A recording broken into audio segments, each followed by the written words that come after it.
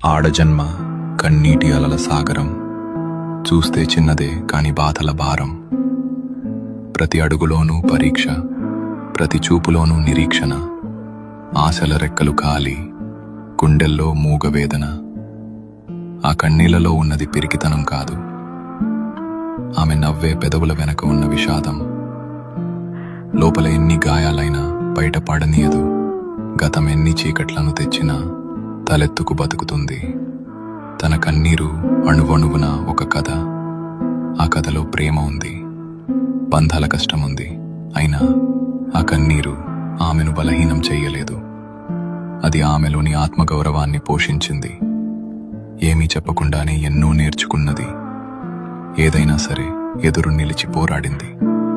ఆమె బాధ ఆమెకు ఒక ఆభరణం. అది ఆమె గర్వం, ఆమె నిజమైన అందం. ఇది ఒక ఆడపిల్ల కన్నీరు.